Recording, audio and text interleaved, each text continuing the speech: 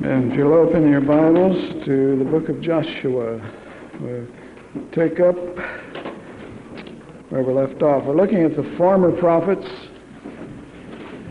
which, as we said, comprise Joshua, Judges, Samuel, and Kings.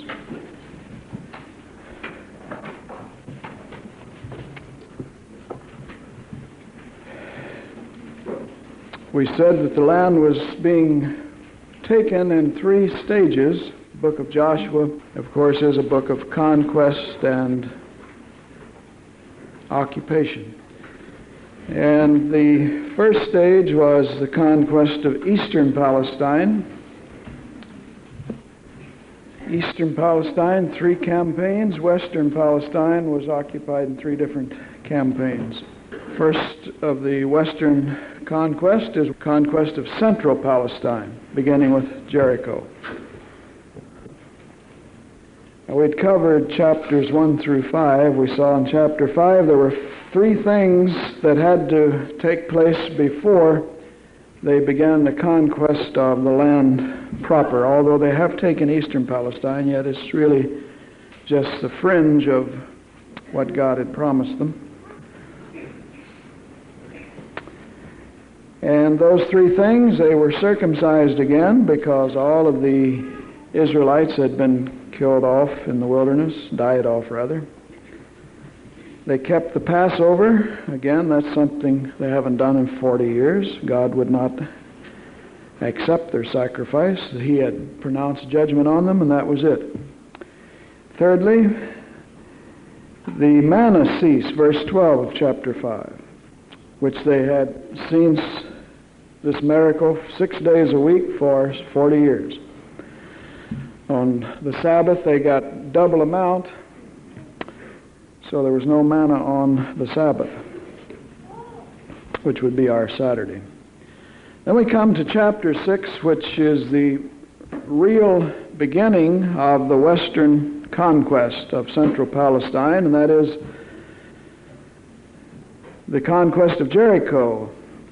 Now, as we keep repeating ourselves, it's probably necessary for a couple of reasons to say it. We expect you to anticipate about where we are and keep reading ahead, because we can only survey in a survey course. Now, Jericho was straitly shut up because of the children of Israel. None went out and none came in. Now, remember, they're encamped here for the whole period of Moses' address Deuteronomy, which I think is about 40 days before he died. And then they're here, and they have to wait a month after, I think, how long did they wait after their circumcision? Well, it doesn't matter. But anyway, during all this time, the people in Jericho recognize they have overcome these strong Amorite kings over here in the east, and so the city is shut up. They're ready for battle. Of course, they're afraid to go in and out. The Lord said to Joshua, "See, I've given into thine hand Jericho, and the king thereof, and the mighty men of valor. And you shall compass the city, all ye men of war, and go round about the city once. Thus shalt thou do 6 days. And 7 priests shall bear before the ark 7 trumpets of ram's horns. And the 7th day ye shall compass the city 7 times, and the priests shall blow with trumpets. It shall come to pass that when they make a long blast with the ram's horn, and when you hear the sound of the trumpet, all the people shall shout with a great shout, and the wall of the city shall fall down flat, and the people shall ascend up every man straight before him." And of course, we know the account. That's exactly what happened. They compassed it for 6 days. On 7th day, 7 times. Then they didn't have to use battering rams or the many methods they had of assaulting a city, building ramps up to it, assaulting it with great sling stones, fire against the gates, but they simply obeyed the Lord by faith, and the walls fell down. Now, in the study in archaeology, we can see where there is a fire layer discovered at the 1400 BC level, and the wall of a city where, according to archaeological evidence, there is indication that it's fallen down. There's stones scattered all around at that level. And this phrase here, that you shall go up straight, every man before him, that's all they had to do. The wall fell down the hill, and so they just marched right up over the wall that had fallen. And then in 7 and 8 we have the conquest of Ai, falling into the old habit of Ai, city of Ai is pronounced I, and Bethel. Now, because that Achan, one of the men who conquered Jericho, made a trespass, God commanded that everything was to be destroyed by fire, that the entire city, people and all, were to be destroyed. It was to be leveled. And Achan, as you know from reading this, hid some gold and raiment in his tent, and because of that, they couldn't take the city of Ai. And Joshua sought the Lord, and they discovered there was a sinner in the congregation, someone who had violated God's command to utterly destroy Jericho for its wickedness, and as an example to the rest of Palestine what was going to happen. Then after he was uncovered and put to death, he and his family, because of this sin, then they were able to take the city of Ai and Bethel. In chapter 8 we have the recording of the law as Moses had commanded that they do. Chapters 8, 30 to 35. He said when you go in to record the law, and they do this, verse 32, they wrote upon stones a copy of the law of Moses. So then they read the blessings and curses of the law. Half stood on Mount Ebal, half on Mount Gerizim. Well, they're not on here, but right up here at Samaria.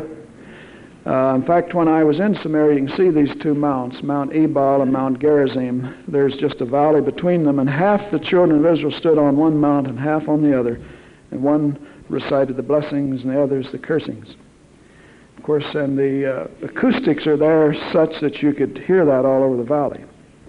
Must have been quite an experience. Then we come to the conquest of southern Palestine, chapters 9 and 10. After Jericho, Ai, Bethel, and of course probably surrounding, connecting towns and villages, now they come to the south. In chapter 9 we have the record of the Gibeonite strategy. As you recall in your reading, they feared what would happen to them because they saw the Israelites couldn't lose a battle, and they were taking the land left and right.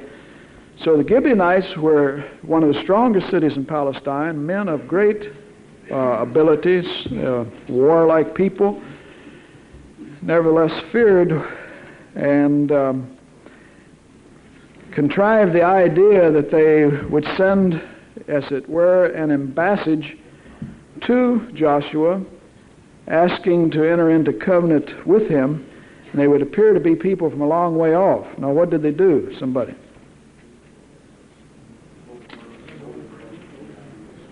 That's right. They put on old worn clothes, old shoes on their feet, old wine skins. It says wine bottles in the King James, but they didn't have bottles till way up in the Middle Ages. Wine skins and old moldy bread, and came to Joshua and said, we've come from a long way off, we've heard about your God and all, and we want to enter into covenant with you. So Joshua, rather than seeking the Lord, as the scriptures say here, instead of seeking the Lord, he took them at their word, entered into covenant that he wouldn't ever kill them or their people, and then 3 days later he learns they're right over in the next town. And there's nothing to do about it because he's already vowed in the name of his God that he will let them live. So they make them hewers of wood, verse 23 of chapter 9. Therefore you're cursed. After he learns what they've done, he says, therefore you're cursed, and none of you shall be freed from being bondmen, and hewers of wood, and drawers of water for the house of my God. So from that day on, Gibeonites were servants to the Israelites. But at least they got to live. So that's the only ones that purposely got spared under Joshua's leadership. Later on, well, the Philistines are there. You remember, Philistines give Saul, David trouble. They haven't been killed off. They're centers of Canaanite resistance all through the land. and reasons for that, as we'll discuss later. Chapter 10 sets forth the southern confederacy of Canaanite kings. When they see that Ai and Bethel have fallen, and eastern Palestine has fallen, and Jericho has fallen, and Jericho was a great fortress city. When I say great, I don't mean in size, but it guarded the fords of the Jordan. No one could cross unless the people of Jericho let them. And so all of these strong cities have fallen. And then when they learn that one of the strongest fortified cities in Palestine, Gibeon, has entered into a covenant with the Israelites, this gets them disturbed. So the southern Canaanite kings, 5 of them led by Adonizedek, get together and attack Gibeon to punish them, and then they're going to go against Joshua. They're alarmed by what's happening, especially with that surrender of a city without a fight that was one of the strongest cities in Palestine, Gibeon. We just told you about that in chapter 9. And as a result of their attack upon Gibeon, we have recorded this tremendous experience where Joshua commands the sun to stand still. This is the famous battle of Beth Horon, chapter 10, where God fights on behalf of Israel. Verse 11, it came to pass as they fled from Israel, that is, those 5 kings and all their armies, as they fled from Israel, were going down to Beth Horon, that the Lord cast down great stones from heaven upon them, unto Azekah. And they died, and there were more that died with hailstones, and they whom the children of Israel slew with the sword. And then spake Joshua to the Lord in the day when the Lord delivered up the Amorites before the children of Israel. And he said in the sight of Israel, he didn't go in his prayer closet to see if it would work, but he said in the sight of Israel, Sun, stand thou still upon Gibeon, and thou, moon, in the valley of Ajalon. And the sun stood still, and the moon stayed, until the people had avenged themselves upon their enemies. Is this not written in the book of Jasher? Now, there's a book we don't have. You see, God didn't preserve them all. He had a reason. Is this not written in the book of Jasher? So the sun stood still in the midst of heaven and hasted not to go down about a whole day. Now, it's significant he says about a whole day, not a whole day. And there is a missing day in history. So you can calculate astronomically. There are ways to calculate time perfectly, accurately by the stars. And astronomers can go right back to, say, a great battle and tell you the day it happened accurately. So there's a missing day, and this missing day is mentioned in many cultures. And the rest of that day is over in Isaiah. We may say something about it in some other connection, but anyway, it's about a whole day. And there was no day like that before it or after it, that the Lord hearkened unto the voice of a man. None before, none after it. For the Lord fought for Israel. Now, if it wasn't a survey course, we could go into all the Hebrew about some people say this and some say that, but it's very easy to see that this is a tremendous miracle, none like it, none before. Like some say, well, the Hebrew word means where it says, where Joshua said, Sun, stand thou still, it means to be silent also. It does, it means to be silent. To be still, stand still, or to be silent. So they say all Joshua did is ask God to put a cloud over it, let the sun be silent, because the men had been fighting so long that they were being exhausted and out in the heat of the day, so God put a cloud over the sun. You see, they're trying to get away from the miracle, because if the earth stands still, you got everybody thrown off into space. They can't figure it out. They know the sun didn't stand still. Of course it didn't. This is the language of appearance, what's called phenomenal language. Sun, stand thou still. We still talk about sun rising and setting, but actually it's the earth moving. And so you would have just as much trouble with the sun standing still, but they're trying to get out of a problem by the earth slowing down, which it had to do, because sun didn't move about a whole day, and the moon, some days you can see sun and the moon stood where they could see it in the valley of Ajalon, just stayed on the horizon. the whole time. So nothing was moving. It's not just sun standing still, but sun and moon not moving in relation to the earth, which means the earth wasn't moving. But the moon didn't say for the moon to be still. The Hebrew for the moon is to, what he said there was to stand, just stand right where you are. So if you've got the sun clouded over, you still have to explain why the moon didn't move. So it's all a little silly, and we won't get into it. It just means what it says. That God did it, and it was a great miracle. In fact, I'd say this much. Over in Habakkuk 3:11, where Habakkuk records the same thing, he uses the Hebrew word to stand still. When he speaks of this, he said the sun and the moon stood still. So if you're just going to try to translate it to be silent, I wonder why Habakkuk didn't do it. He was closer to it. He should have known what happened. Be silent, in the sense that it didn't put out its heat. It was clouded over. Then we come to the conquest of northern Palestine, chapter 11. Here we have several kings gathered together under Jabin, king of Hazor. He was the leader of the Canaanites up there.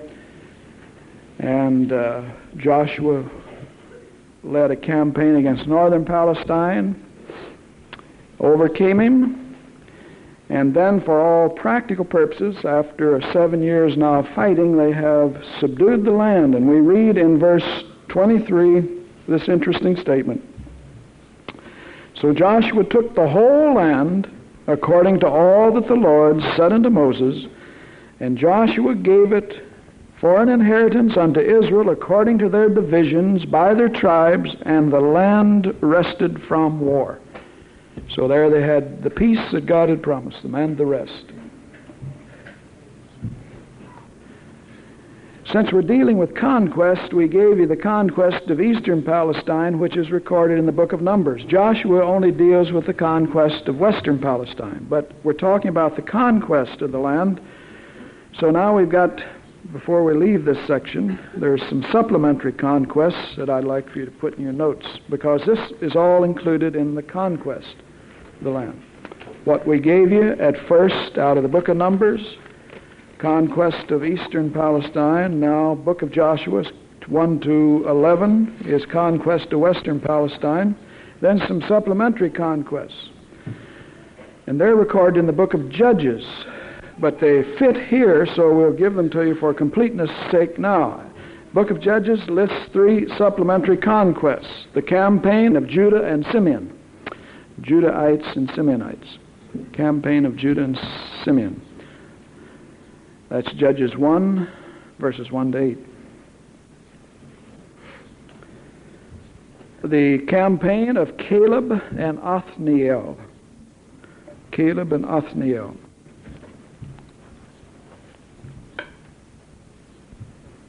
That's Judges 1, verses 10 to 15.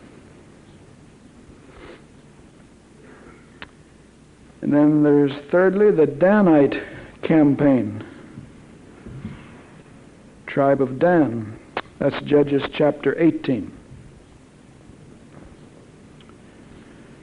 Now we give you those so you'll have a complete summary of all the conquests of Israel under one section, rather than divide it up the way it occurs. You got part of it in the book of Numbers, part of it in Joshua, and part of it in Judges, but that brings it all together. Now, that completes the conquest. Verse 23 said the land rested from war. And chapter 12 of Joshua is a summary of Joshua's conquests. A summary of Joshua's conquests. Won't take long to get through the rest of the book. You have the allotment of the land, 13 through 22. And you sure won't catch me reading that in class. The allotment of the land, 13 through 22. Chapters 13 to 22. That would be about as interesting as reading the genealogies of Chronicles. But here's what we mean. Here's what Josh began to do. He began to lay out the land. And that's what those chapters show. And he gives the borders and where all the tribes are to be. So this is what you had on your test. You may remember that. A little familiar? A little familiar. Then Joshua 23 to 24 is his farewell address. Joshua's farewell address and his death. It came to pass a long time after that, the Lord had given rest unto Israel from all their enemies round about, that Joshua waxed old and stricken in age. So we've come like a quarter of a century later. And Joshua called for all Israel, and for all their elders, and for their heads, and for their judges, and for their officers. And he said unto them, I am old and stricken in age. And ye have seen all that the Lord your God hath done unto all these nations because of you, for the Lord your God is he that hath fought for you.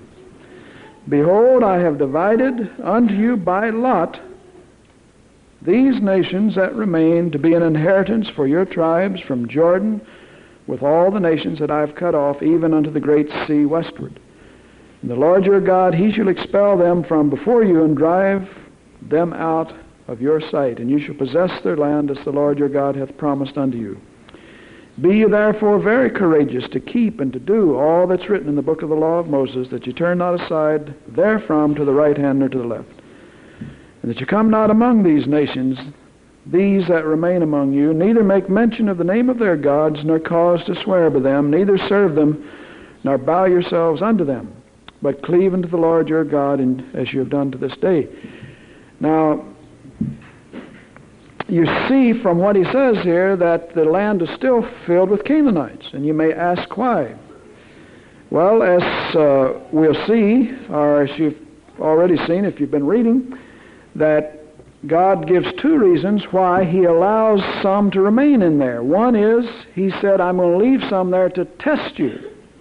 See, he doesn't take us out of the world when we get saved. He leaves us here as the means of trying our allegiance to him and to mature us in the faith. You have to overcome the Philistines and the Canaanites in the spiritual warfare that you're in. So he said, I'm leaving them there for that reason. Now, can you remember, or can you think of another reason why that he didn't drive them out? Yeah, what about the wild animals? Yes, he said if he, in other words, let's say he eradicated supernaturally every Canaanite, Amorite, Jebusite, parasite. Well, I have to quit using that little joke. It's not getting as much response as it used to. It was better when I did it accidentally. The parasites, I meant parasites. If he'd have removed them all, the vegetation and the wild beasts, and there were a lot of lions, you see, and things over there. Bears, remember David slew a bear. Samson slew a lion. They would have taken over, and the people would have had to have walled and fenced themselves in to go out and farm. They'd have to put walls that animals couldn't get over. So God was purposely not killing them off, driving out the Canaanites and so forth, because they would in turn keep down the animal population and keep things cultivated and so forth. But, of course, basically it was to try them, to prove them. He says that over in the book of Judges. We say that because I imagine the average Christian thinks that when they went in, they just killed everybody off, and, well, you got to figure out then how did they keep falling into idolatry. That's what the whole book of Judges is about. Over and over and over and over. They fall into idolatry. And God has to raise up a judge to deliver them after their enemies oppress them for their sins, punish them for their sins. Joshua in chapters 23 and 24 is delivering his farewell address as Moses did in Deuteronomy. Down in verse 15 is a challenge. If it seem evil unto you to serve the Lord, choose you this day whom you will serve, whether the gods which your fathers served that were on the other side of the flood. And note he says their fathers, the Hebrews, served other gods on the other side of the flood. are the gods of the Amorites in whose lands you dwell, but as for me and my house, we will serve the Lord. Choose you this day whom you will serve. Well, they said, we'll serve the Lord. He said, then you're a testimony against yourself. He knew, like Moses, they wouldn't, but he still had to challenge them. Verse 29, it came to pass after these things that Joshua the son of Nun, the servant of the Lord, died, being 110 years old. They buried him in the border of his inheritance. Verse 31, now this is interesting because, you see, you get these historical statements that help you to understand and interpret the Word better. And it's a preface to the book of Judges. Israel served the Lord all the days of Joshua and all the days of the elders that outlived Joshua, which had known all the works of the Lord that he'd done for Israel. So in other words, they're remaining faithful as long as they've got Moses and a Joshua and then all the elders that had seen the great works of the Lord. Then after that, we have the book of Judges where they go into a cycle of sin and idolatry. Well, it smells good. Maybe we can get some of it. Praise the Lord. I don't eat breakfast on Saturday. I wish they'd quit cooking until I get done teaching. And the bones of Joseph, which the children of Israel. Now, we're way back in Genesis now, friends. How long have these bones been lying around? 430 years or better. About a half a millennium. And the bones of Joseph, which the children of Israel brought up out of Egypt, buried they in Shechem. Shechem. Some say Shechem, most say Shechem. In a parcel of ground which Jacob bought of the sons of Hamor. So, and then Eleazar, verse 33, he's the son of Aaron. He died, and they buried him. What they're telling us here, you see, is that all died off that came out of Egypt, getting us ready for the book of Judges. So are you ready for the book of Judges? Well, then let's come to the book of Judges. Judges in the Hebrew are the Shophatim. Shophatim, Shaphat means to judge. So this is simply the participle or the noun, as participles often become in Hebrew nouns, judges. It's the book of the Shophatim. The author, by Hebrew tradition, is Samuel. Now, some books we don't know who wrote them. We know God had inspired prophets, historians, to write them. And so, unless you have some reason to reject Hebrew or Christian tradition, as I've said so often, hold to it. There's generally a basis for them arriving at some conclusion. We don't always have to know why, and why speculate as the modern scholars do. So Hebrew tradition assigns it to Samuel. Internal evidence points to this. First, in Judges 1:21, we have the statement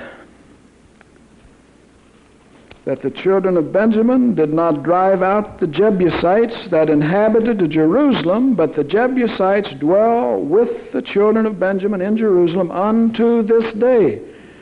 Now, whoever's writing the book of Judges says the Jebusites are in Jerusalem unto this day. Well, they weren't there when David ruled, because he took Jerusalem, built the city of Zion, or rather Zion was already there. But see, David is the one who took Jerusalem, became the city of the Lord under David's reign. So whoever's writing this is before David. Okay?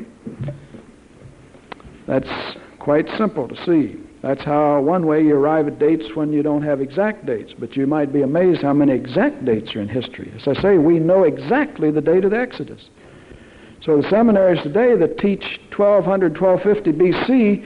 admittedly ignore what the text says. They admit. They say, oh, well, that's just added. You see, the Exodus is at 1450 to 1400 B.C., and they date it 2 centuries later. That's why when they come to Jericho, they can't find any burned-out layer of fire in the ruins at 1250 B.C. because it wasn't taken in 1250 B.C. It was taken in 1400, and there is a burned-out layer there.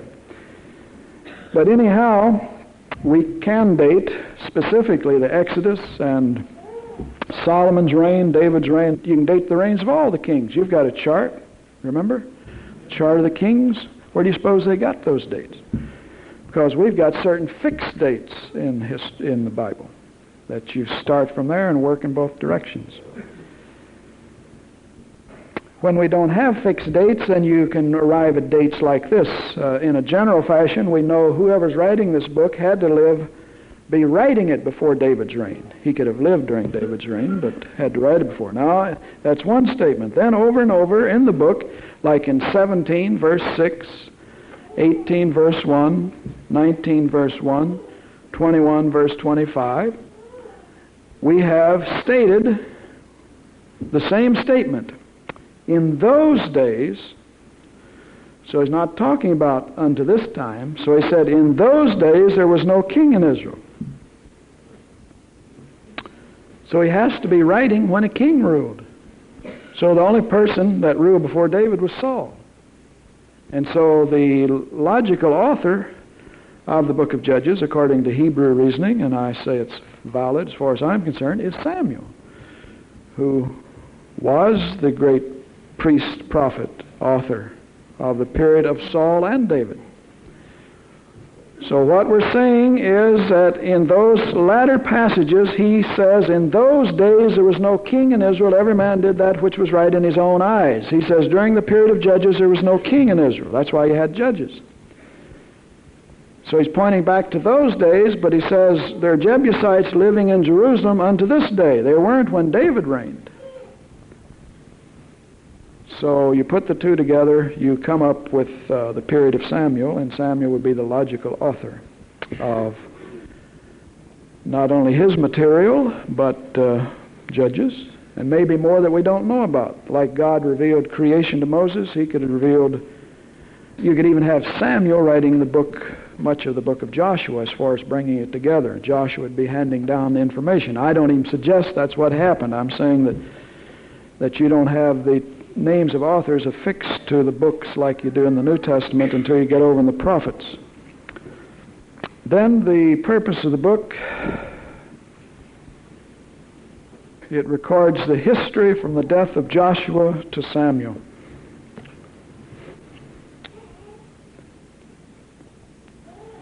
Secondly, it shows the need of a righteous leader. The book shows the need of a righteous leader. It prepares us for the books of Samuel and Kings. Because over and over in Judges we read, there was no king in Israel, every man did that which was right in his own eyes. So it shows the need of a righteous leader. There's none after Joshua till you get to David. Well, actually to Samuel, of course. Thirdly, it records the problems. The book of Judges records the problems connected with the transition from a nation of slaves to a conquering, ruling nation, a theocracy. And believe me, there are a lot of problems connected. Like when they freed the slaves in the South, when they didn't provide employment and things for them, you see some of them went back to their masters and asked for a job. People who have been oppressed and put down for years, you just don't turn them loose. Without help is what I'm saying. I'm just using that to stimulate your thinking that we've got a nation of slaves now who are the leading nation in the Near East. So there are a lot of problems. Plus the fact they're mixed in with all that paganism that hasn't been driven out fully. Now the book of Judges is not in chronological order. We'll give you the chronological order before we look at it, and then we'll look at the logical order. If it were written according to the way the events occurred, you'd have chapter 1 first, which is the conquest of Judah and Simeon, conquests of Judah and Simeon. Then you'd have chapters 17 and 18, the Danite migration and conquest, chapter 17 and 18. That took place at the same period. Then you'd have chapters 19 to 21, the Civil War. Did you know Israel had a civil war? Yeah. and then fourthly, the rest of the book. That's the way it happened chronologically. The length of time of the book of Judges, something over 300 years. This book occupies something over 3 centuries. From about 1380 BC, that's the time of the death of Joshua, roughly. From about 1380 to the time of Samuel, 1069 BC. That's a little over 300 years. If you go to the end of Samuel's life, then you've got about 350 years, because Samuel was the last judge. Samuel was a judge. Now, I trust you bought, I don't know what these sell for now, they used to be a quarter, but I trust you bought your 2 charts, the Old Testament patriarchs and judges, and the one on the kings. If you didn't, get those. Because constantly will you be referring to them. These 2 charts by this man are the most accurate ever in print. You won't get any closer to accurate dating of the Old Testament than charts put out of my former colleague. No one could do it any better, and you don't have any idea the tremendous amount of research that has to go in there. Everything has to fit. Well, anyway, to get to the point, from the death of Joshua, 1383, well, actually, to the first judge, 1380. That's Othniel, the first judge, who defeats King Cushan-Rishathaim of Mesopotamia. Then you've got 15 judges. See, Samuel was the last judge. He was a prophet, a judge, and a priest, all 3 combined, getting ready for the kingship. So you got 15 judges. I'll let you figure out who they are. I won't tell you all of them, but they're all in the book of Judges, and 2 of them are not. I told you one of them that isn't, Samuel. Covers a period of something over 300 years, and you'd get that chronology off of that chart, you see. That's why we tell you to have it. You ought to have that on your study wall. When I went to college and seminary, there wasn't anything that good available. Everybody had an opinion about a date, but this man is conservative, and he's got the conservative dating, the Exodus and everything, plus the fact that it's accurate. Somebody had a question a moment ago. All right. The first purpose you gave for the book of Judges. Oh, first purpose for the book of Judges? To record the history from the death of Joshua to the time of Samuel, the last judge. See, these are historical books.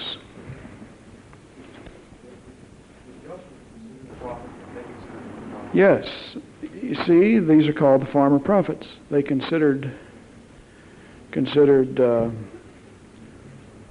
the authors, and we believe Joshua wrote Joshua, to be prophets. Not that the books are prophecies, but their authors were considered to stand in the office of the prophet. See, there are many prophets in the Old Testament not called prophets. You don't even understand Moses a prophet until he dies. Then the last Deuteronomy, we've come all through 5 books, the first 5 books of the Old Testament, we're told no prophet stood like Moses. No prophet before or after.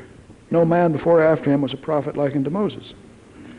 But he was the greatest prophet of the Old Testament, greater than Isaiah and all of them. And that's what Deuteronomy says and tells you why. And he's the only prophet God ever spoke face to face to. Not in vision, but face to face. Only the high priest with the blood of atonement could go into the presence of the Lord on the Day of Atonement. But Moses walked in any time that, I won't say any time he wanted to, but it was a constant thing. Because God dwelt in the temple. His throne was the ark. The Holy of Holies was his throne room. The temple was his palace. All right.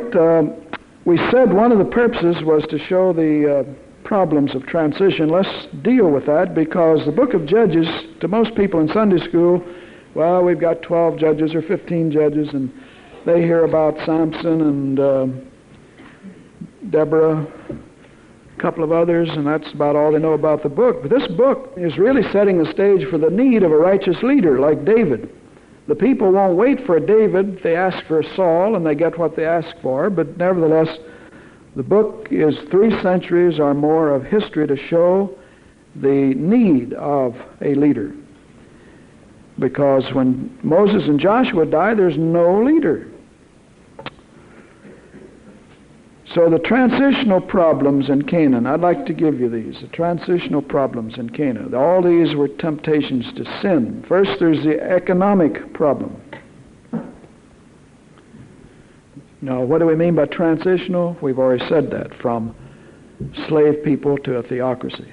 So making the transition created problems. There's the economic problem. They had to learn how to farm. They've been shepherds, nomads, slaves. They're coming into a land that's going to be cultivated into vineyards and land flowing with milk and honey. And their attempts to adjust to this sort of a life where it's urban, city, farming, where they're settled down now after all these centuries and the wandering in the wilderness, brings them in contact with the Canaanites, who had a nature religion. Now put 2 and 2 together. Baalism was a nature religion. They worshiped their god through fertility rites, and all of their crops had direct connection with their religion. All of their planting and sowing and reaping and the new vegetation that came forth was related to the death of their god and his resurrection, and sexual licentiousness was embedded in their religion and their way of life, their economic way of life. So the Hebrews are coming in contact with all this. They see the Canaanites getting a good yield from his crop because he worships certain god, Baal, and does certain filthy things in connection with it, and so then he tries it. And this happened over and over. They got sucked into that snare, and so we have the transitional problem that's economic. Then the social problem, the desire of the people to intermarry with the Canaanites. And God forbade that, as you know from reading the Old Testament. And yet, over and over, they intermarried and created all sorts of problems. Then the religious problem. People were scattered. No temple yet. There isn't going to be a temple till Solomon. This is 350 years later. You have the whole book of Deuteronomy warning not to sacrifice on every hill. Don't ever offer sacrifice except you bring it down to where the tabernacle is. You could kill for food. This is Deuteronomy 12, 1 to 6. If you recall, when we went through there, they were not to sacrifice except where God put his name. And so because they were isolated from a central place of worship, then they began to watch the Canaanites who sacrificed under every green tree, on every hill, as the scriptures tell us over and over. They began to pattern their religious practice after them. So there are 3 transitional problems: economic, social, and religious. Deuteronomy 12, God says, "These are the statutes and judgments that you shall observe to do in the land. You shall utterly destroy all the places where the nations which you shall possess serve their gods." Where did they serve them? Upon the high mountains, upon the hills, under every green tree. See, Baalism, that was the way. The trees, where do we get the evergreen in Christmas? Well, why do you suppose over and over in the Old Testament they talk about the most vile, abominable form of worship is in connection with trees? Because the tree has always been sacred. It goes right back to the evergreen, goes right back to Babylon. So why do you people, and some in this body, are still going to walk in 2 paths at once because they're still doing it? Why don't you ask yourself why you cut down a perfectly good tree, nail it to the floor, deck it with silver and gold? What earthly or heavenly connection could an evergreen tree cut down out of a forest, bedecked with silver and gold, have to do with the birth of Jesus Christ? What is the connection? You at least ought to ask yourself, what am I doing? What am I supposed to be saying?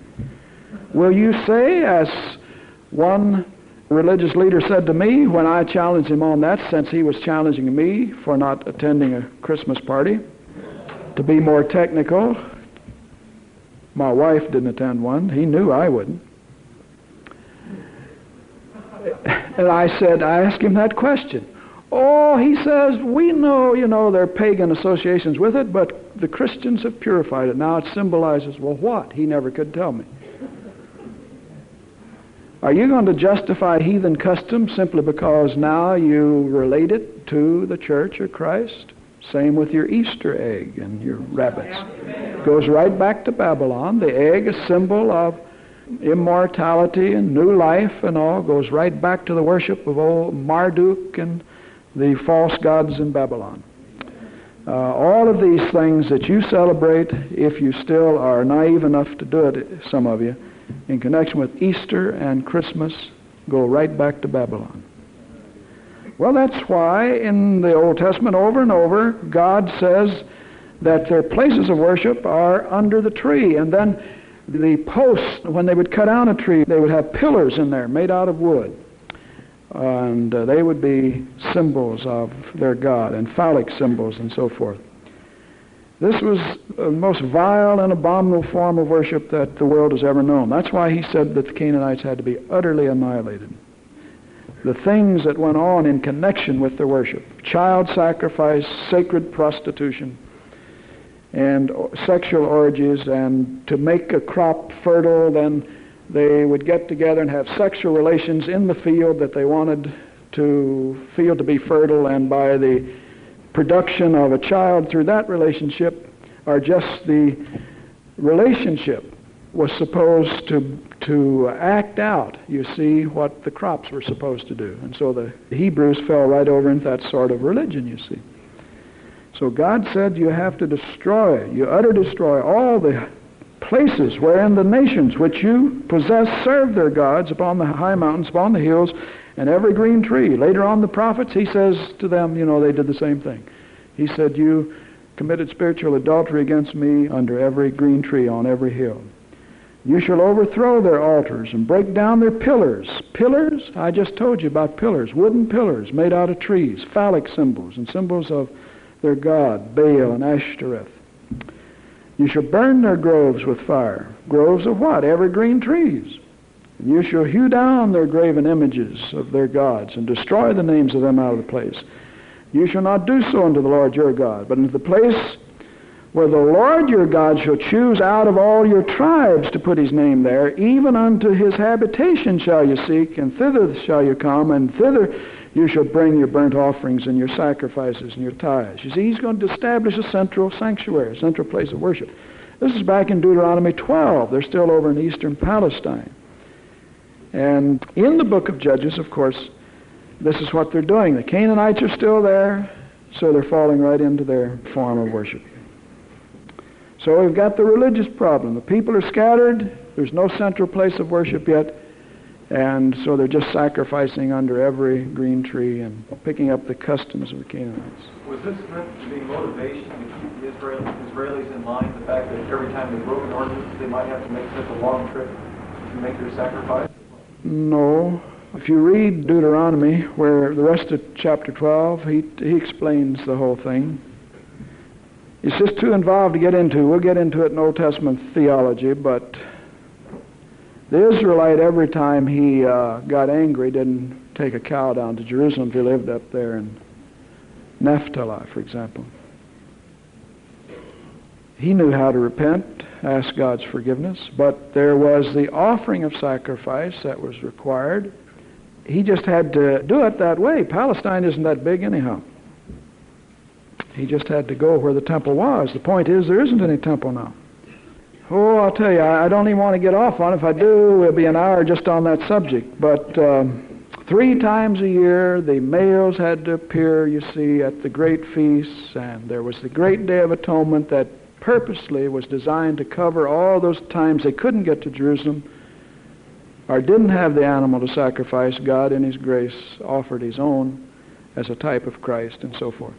It's rather complicated and involved. They didn't raise the question, like you're raising, well, I live up in Asher, would it be a long way to Jerusalem? If a man's heart was right, he'd go down there and sacrifice. He didn't run down there every time to say if he drank a little too much wine or something. But he would make all that up when he did go. He'd lay his hands on the animal and confess all of his sins. That would take care of it. Okay, the religious cycle that appears in the book is quite significant. If you can see this, you can understand what's taking place in the book of Judges.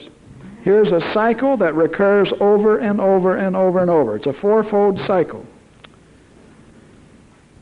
She went through this for over 3 centuries. When a leader would die off, say a judge would die off, then the people would go back into idolatry. The people would sin. They would do evil in the sight of the Lord. They would sin, go into idolatry. Second step of this religious cycle is God would send their enemies against them. And just think of it as a cycle. Here they would sin. And then God would chasten them. God would chasten them by delivering them into the hands of their enemies. Then after 10 years, 20 years, sometimes we're told 40 years, they finally wake up and they repent. And then God raises up a judge or a deliverer, a judge to deliver them. And that cycle goes over and over and over and over in the book of Judges. They sin, God chastens them with their enemies, they repent, He raises up a deliverer who, after He delivers them, judges them. He's their leader, and when He dies, the cycle starts over again. As soon as He dies, they'll say, the judge died, and then the children of Israel did evil in the sight of the Lord again. Then the Lord sent the Moabites against them. And then after 20 years, they repented. And then God raised up a judge, Samson or someone. And that cycle. Now that's what you see throughout the book of Judges, over and over. Let's look at just one example before we close this first class. Judges 3, verses 7 to 11. You see the cycle. Judges 7, and the children of Israel did evil in the sight of the Lord. See, there's the beginning of the cycle. And forgot the Lord their God, and served Baalim and the groves. Notice the green trees again. Therefore the anger of the Lord was hot against Israel, and they sold them into the hand of Cushan-Rishathaim, king of Mesopotamia. And the children of Israel served Cushan-Rishathaim 8 years. See, God did it. It's His judgment. And when the children, that's the second step. And when the children of Israel cried unto the Lord, third step, the Lord raised up a deliverer, fourth step, and the children of Israel were delivered. First judge is Othniel. There's your cycle. Now, we're not just being arbitrary. As you read the book of Judges, you see that thing happens over and over and over. Look at verse 12. It starts again. Well, look at verse 11. Othniel died.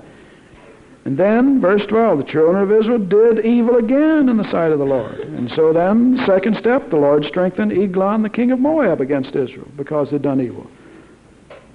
Third step is they'll repent. And the fourth step is He'll raise up a judge, deliverer. The rest of that chapter says that. And it just goes over and over and over. Now, I want to finish this section before we get into the book, so I got a couple of other things to say. The judges, who were they?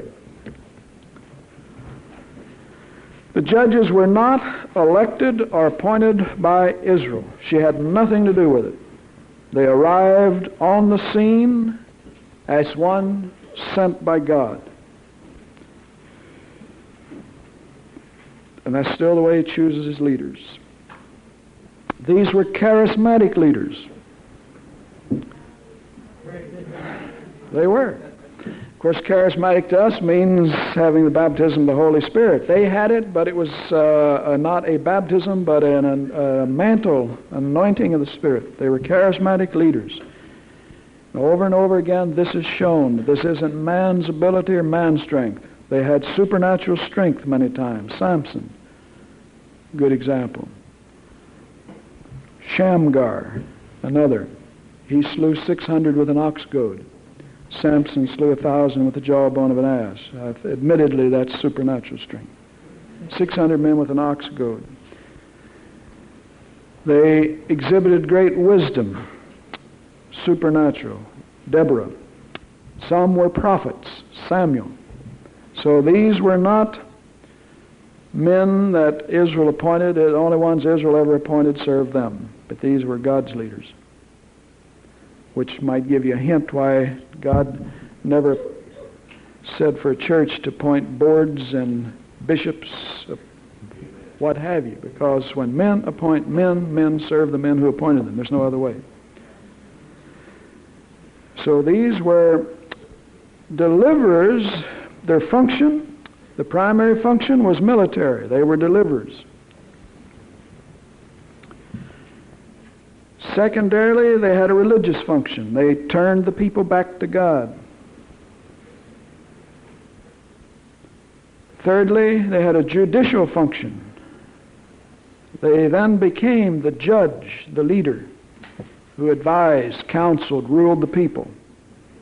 Now that would take a supernatural call to be a great general, a religious leader, and a judicial leader. Most men do well to function in one of those categories. Eisenhower wasn't a religious leader, but he did function in two, and that's very unusual to have a leading general of the world also function as the president of the strongest and greatest country in the world. Not that we're making comparisons. These men had to be religious people. Then upon his death, this cycle would start again.